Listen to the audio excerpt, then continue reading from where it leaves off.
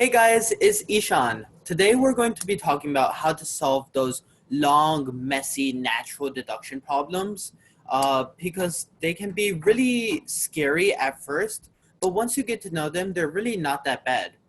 So with that said, let's get started. So there's really three main steps that you have to look for when you're looking at a very big natural deduction problem. So the first is to convert the premises and conclusion into English just to make it easier for you to understand. Next, I like to convince myself that the conclusion is true based off of the premises. And while doing this, I don't think about EECS 203 or natural deduction at all. The last step is translating my logic into natural deduction.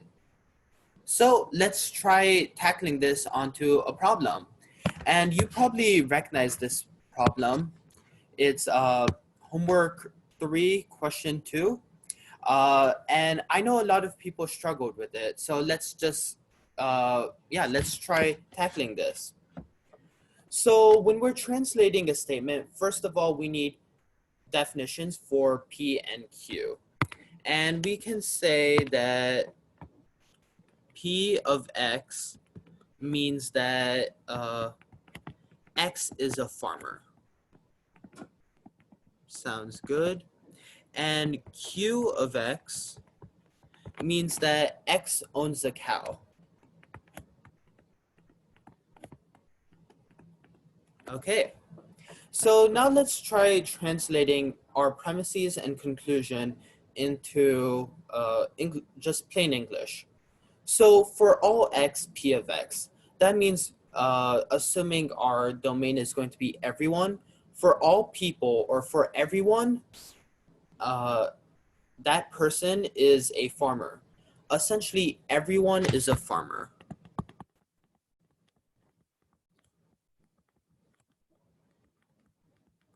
The second part is for all X not Q of X, or for all X Q of X. That means everyone, let's see, everyone either does not own a cow or everyone does own a cow. Notice that it's not asking, it's not saying that everyone either owns a cow or doesn't own a cow. Instead, it's saying that either no one owns a cow or everyone owns a cow. So no one owns a cow or everyone owns a cow. Okay. Now this last premise might be kind of tricky, but we're saying that there's at least one person who, if they're a farmer, right? This is an implied statement. So if they're a farmer, then they do not own a cow. So at least one person. If farmer does not own cow.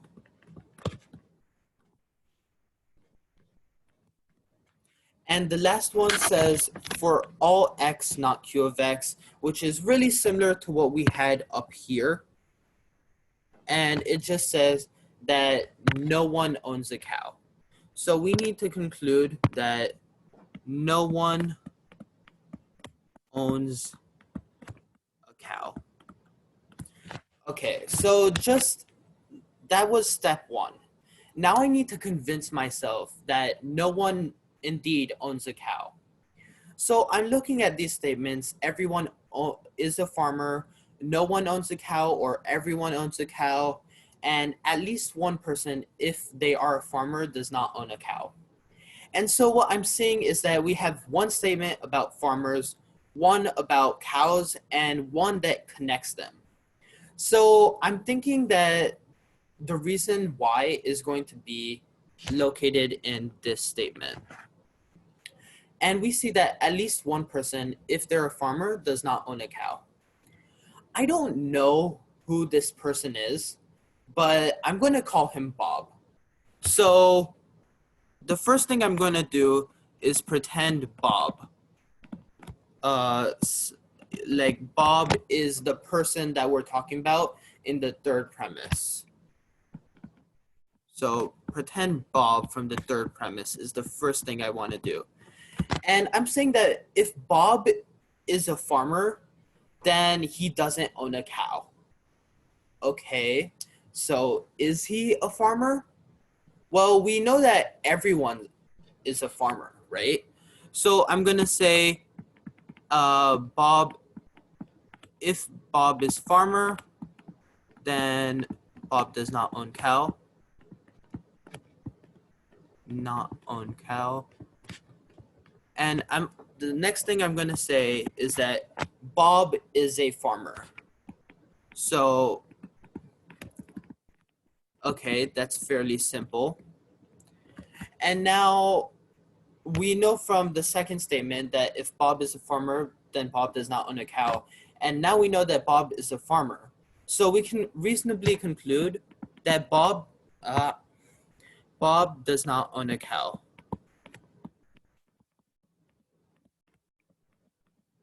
Okay.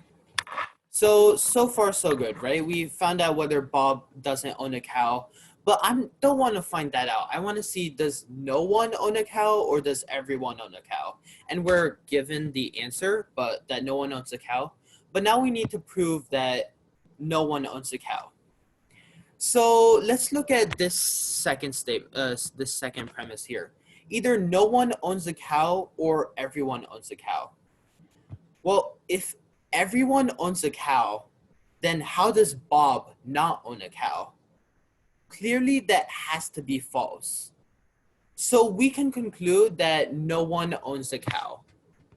And let me just write that here. So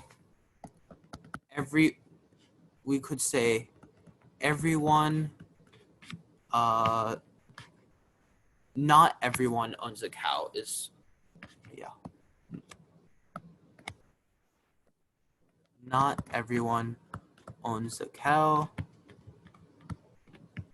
So reasonably, we can say that no one owns a cow.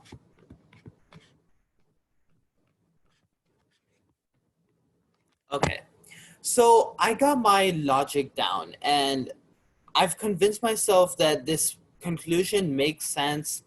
Now is the part where I have to translate this into natural deduction. And so we're going to just start by writing the premises as we do with everything. So yeah, let's write this. The premises, 1, for all x, p of x, that's a premise. Let me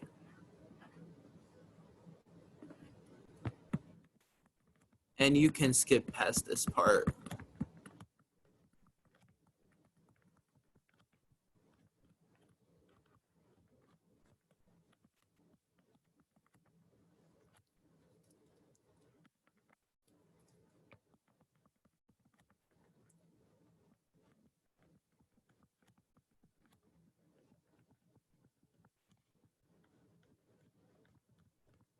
Okay, so now let's look at our logic and let's translate that into natural deduction.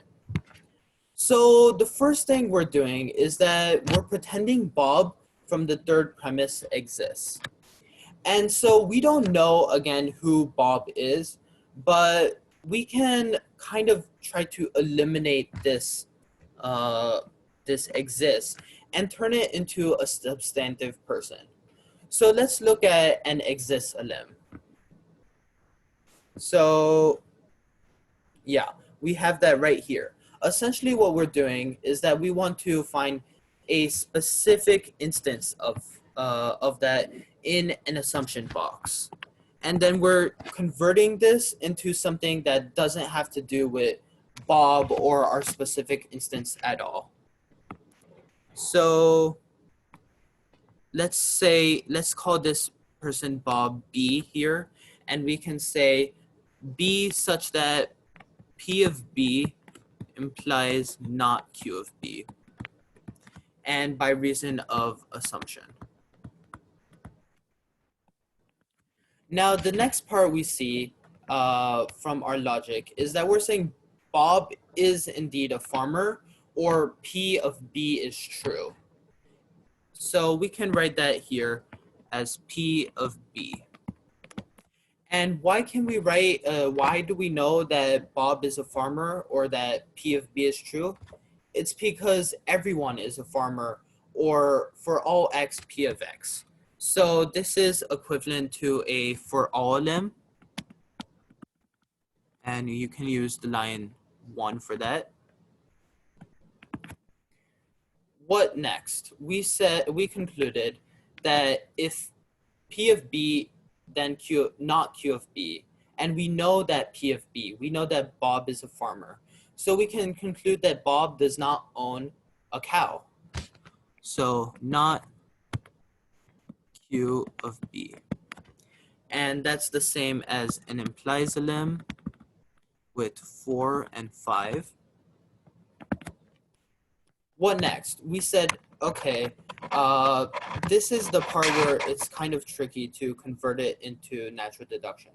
We said that if everyone, either everyone owns a cow or no one owns a cow. But if everyone owns a cow, then how does Bob not own a cow, right?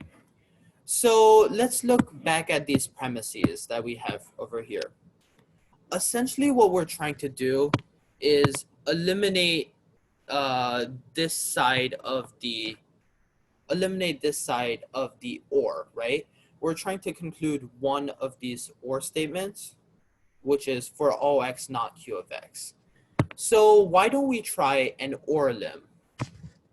And what I'm going to do, I eventually want to conclude this statement right here, that no one owns a cow for all x not Q of x.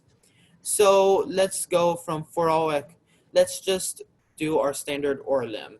And if you remember, that means making another assumption box with each of these as assumptions. So for all x, Q of x. Assume, and we can say that if for all x, Q of x, well then, if everyone owns a cow, then Bob has to own a cow, right? So that's a for all a limb, line 7. Line 9, well, if Bob does not own a cow and Bob does own a cow, then something's clearly wrong. This has to be false. So this is a negation a limb from lines 6 and 8. Let's raise these a bit. And now we have line number 10. Well, if we don't have the fact that if we concluded false with this assumption box, we can essentially conclude anything. So why not conclude what makes it easiest for us to escape this assumption box? And that means that means concluding exactly what we want to. So for all x, not Q of x. And this is a false a limb from line 9. Okay, and that's going to be the end of our assumption box, but we'll get to it in a bit. Remember, there are two parts to an, or a few parts to an or limb, and we also have to assume the other part of the or limb. So that means we have to assume for all x not Q of x by reason of assumption. And remember, we want to be able to conclude the same thing from both sides of the or statement. So again, think of that example. If I take Bursley Bates, then I'm going to be late to my class. If I take commuter north, then I'm going to be late to my class. Eventually, we want to be able to conclude the same thing, which is going to be, I'm going to be late to my class. But in this case, we're saying for all x not Q of x. And that's really all we need to assume, all we need to do, because we've already been able to conclude for all x not q of x in the previous assumption. In other words, we can say that no one owns a cow. So we can exit both of these assumption boxes with for all x not q of x with an or limb, and that will be from the or statement in general, which was line 2, then 7 through 10 for the first part, and 11 for the second part. Okay, now we've eventually gotten to this statement where we have for all x not q of x. It's essentially what we wanted to get at, but we're still inside this assumption box. Now remember, how did we get inside this assumption box in the first place? Well, we said, why don't we try instantiating Bob from line 3, the third premise. And if we look back at this exists a limb, where we were doing that, we had an exist statement, we instantiated it with B, and we came to a conclusion that had nothing to do with B or Bob. In this case, for all x not q of x. So now we can finally take it outside of the assumption box, and that sounds great to me. So, and by reason of exists a limb. So we're going to do line 13 is for all x not q of x, and this is going to be an exists a limb from our exist statement on line 3, but also the assumption box that allowed us to exit, which is 4 through 12. And that's a wrap. Essentially, we've concluded from these 3 premises that nobody owns a cow, or for all x not q of x. And just remember that whenever you're doing a natural deduction problem, you just want to break it down into its components. So that means first understanding the problem in English, convincing yourself that this is true, and then translating that into natural deduction. I know that you guys can do it, and I can't wait to see you solve more natural deduction problems. Adios!